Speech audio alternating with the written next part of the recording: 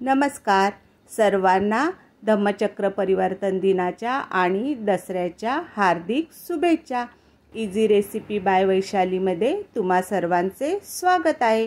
आज बनवणार आहोत मस्त अशा गुळाच्या सांजोऱ्या, गुळाचे कडाकणे आणि हे धपाटे, बेसनचे लाडू आहे की नाही छान दसरा स्पेशल ताट। चला तर मग चमचमीत आणि झणझणीत रेसिपी बघण्यासाठी इझी रेसिपी बाय वैशालीला सबस्क्राइब करा। सर्वात आधी आपण बनवणार आहोत दसऱ्याला स्पेशल बनवले जाणारे गुळाचे कडाकणे। हे एवढे टेस्टी आणि खुसखुशीत होतात।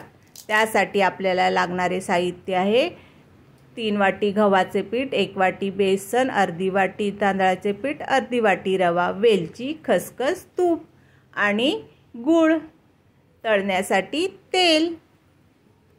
कडाकणीचे पीठ मळण्यासाठी एका भांड्यामध्ये 1 वाटी पाणी घेतले आहे।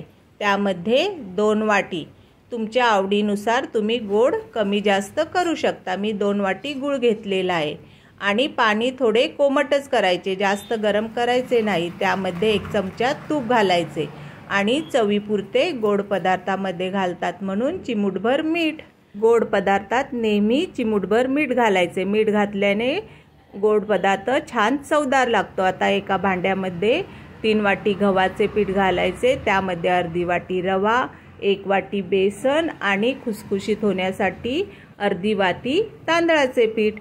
मस्त छान सुगंध येण्यासाठी बारीक करून घेतलेली वेलची आणि छान चवदार लागण्यासाठी 1 चमचा खसखस, सर्व छान मिक्स करून घ्यायचे आणि गुळाचे पाणी घालून सर्व पीठ छान घट्ट असे मळून घ्यायचे। पीठ मळताना थोडे थोडे असे गुळाचे पाणी घालायचे, नाहीतर एकदम पातळ होईल। पण 1 वाटी पाण्यात 2 वाटी गूळ घातल्यावर प्रमाण एकदम बरोबर होते। मस्त असे घट्ट पीठ मळून झालेले आहे बघा, छान असे घट्ट पीठ मळलेले आहे। आता अर्धा तासभर भिजण्यासाठी झाकून ठेवायचे। अर्धा तास झाल्यानंतर पिठाचे छोटे छोटे असे गोळे करून घ्यायचे। खूप मोठे गोळे करायचे नाही, कारण कडाकणी एकदम पातळ लाटायची असतात, म्हणून छोट्या गोळ्यांची पण छान पुरी एवढी कडाकणी होतात। मस्त असे पीठ लावून पातळ पुरीसारखी कडाकणी लाटून घ्यायची। कडाकणी छान पातळ लाटल्यावर मस्त खुसखुशीत असे आपले कडाकणे तयार होतात। मस्त अशी पातळ लाटून झालेली आहे। आता सर्व अशा प्रकारे कडाकण्या लाटून घ्यायच्या। मस्त सर्व कडाकण्या लाटून झाल्यावर छान गरम तेल करून गॅस कमी करायचा आणि स्लो गॅसवरच मस्त खुसखुशीत अशा सर्व कडाकण्या तळून घ्यायच्या। स्लो गॅसवर कडाकण्या भाजल्या की मस्त खुसखुशीत भाजल्या जातात आणि कलर पण छान गोल्डन येतो। मस्त अशा खरपूस अशा कडाकण्या भाजल्या आहेत बघा, कशा छान दिसत आहेत। आता सर्व तेल नितळून काढून घ्यायच्या।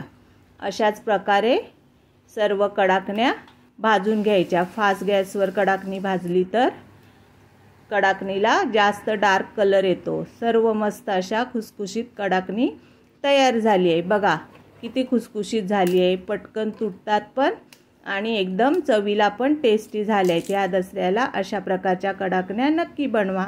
आता बनवूया आपण धपाटे। धपाट्यासाठी कोथिंबीर, हिरवी मिरची, लसूण मिक्सरच्या भांड्यामध्ये बारीक वाटून घ्यायचे।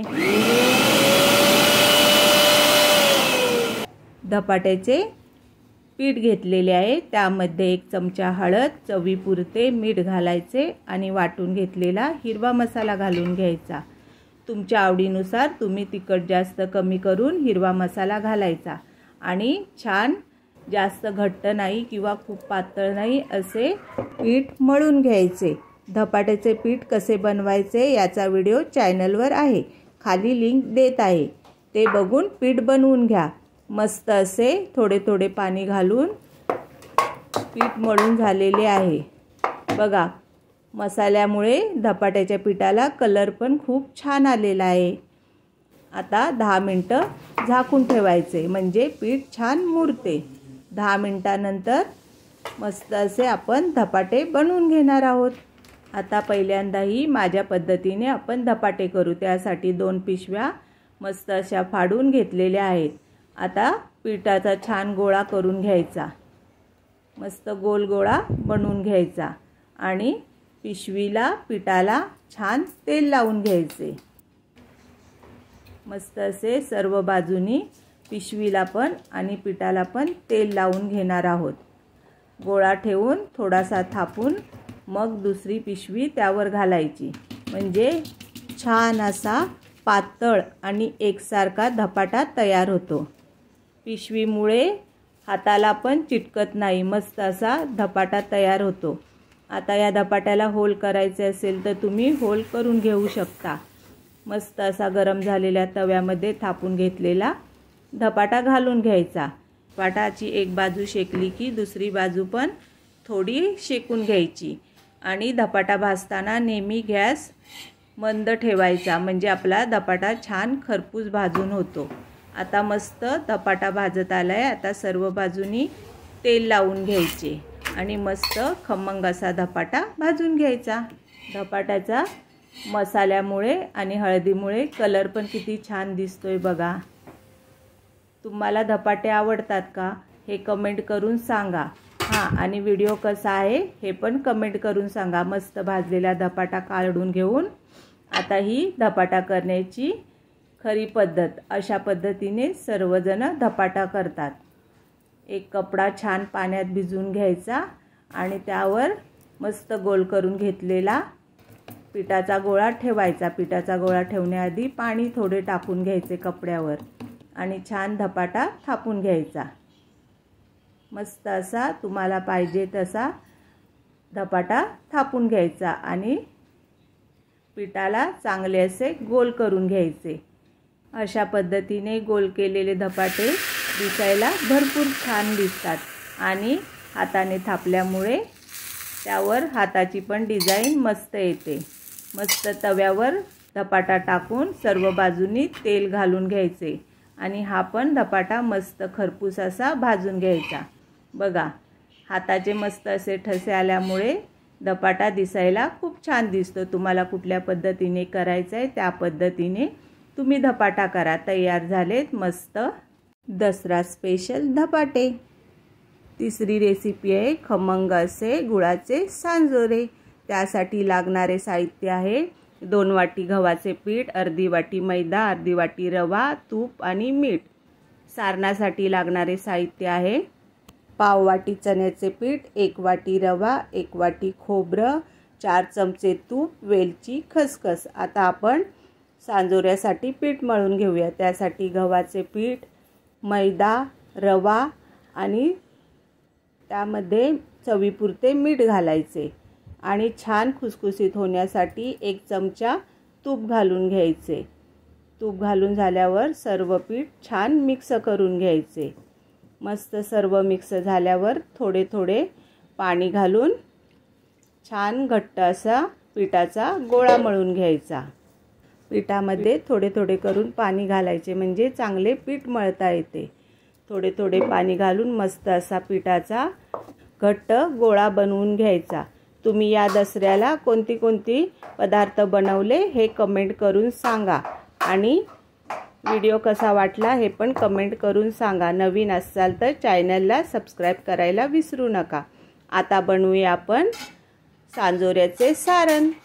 जाड बुडाचे भांडे घेतलेले आहे, त्यामध्ये 2 चमचे तूप घालून घ्यायचे आणि रवा घालून छान रवा खरपूस असा गोल्डन कलरवर भाजून घ्यायचा। मस्त असा रवा भाजला की आपल्या सांजोऱ्यांना पण चव छान येते। रवा भाजून झाल्यावर काढून घेऊन त्यामध्ये पुन्हा उरलेले तूप घालून घ्यायचे आणि त्यामध्ये चण्याचे पीठ भाजून घ्यायचे। रवा पटकन भाजला जातो, चण्याचे पीठ भाजायला थोडा वेळ लागतो। सर्व तूप घालून मस्त मिक्स करत चण्याचे पीठ स्लो गॅसवर भाजून घ्यायचे। चण्याचे पीठ भाजून झाल्यावर काढून घेऊन त्यामध्ये खोबरे घालायचे। खोबरे पण छान खरपूस असे गोल्डन कलरवर भाजून घ्यायचे।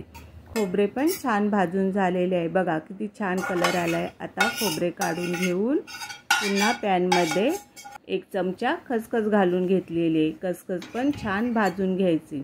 भाजून झालेली खसखस काढून घेऊन सर्व मिश्रण छान मिक्स करून थोडेसे थंड करून घ्यायचे। मिश्रण छान थंड झाल्यावर त्यामध्ये बारीक करून घेतलेली वेलची आणि गूळ घालून घ्यायचा। गूळ छान मऊ आहे म्हणून हाताने पण छान कुस्करला जातोय। सर्व मिश्रण छान मिक्स करून घ्यायचे। सारणामध्ये गूळ छान मिक्स करून घ्यायचा। गूळ घातल्यावर सारणाचा थोडासा असा गोळा होतो। मस्त असा गोळा झालेला आहे।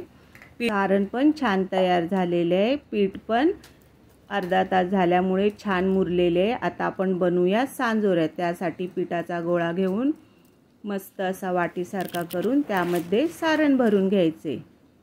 जेवढे आपल्याला भरता येईल तेवढे सारण भरून छान पीठ असे बंद करून घ्यायचे। पुरणाची पोळी करतो तसं प्रकारे गोळा बनवून घ्यायचा। पिठामध्ये सारण भरून बंद करून मस्त असा घट्ट गोळा बनवून घ्यायचा। अशा पद्धतीने सांजोऱ्या केल्या की मस्त खमंग होतात आणि खूप चवदार लागतात। तुम्ही नक्की बनवून बघा। मस्त असा गोळा तयार झाला आहे। आता थोडेसे पीठ लावून छान अशी पुरीच्या आकाराची सांजोरी बनवून घ्यायची।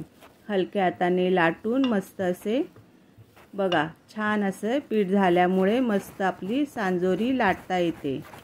मस्त अशी सांजोरी लाटून तयार झाली आहे। खूप पातळ करायची नाही, नाहीतर तेलामध्ये फुटते। थोडीशी जाडच ठेवायची।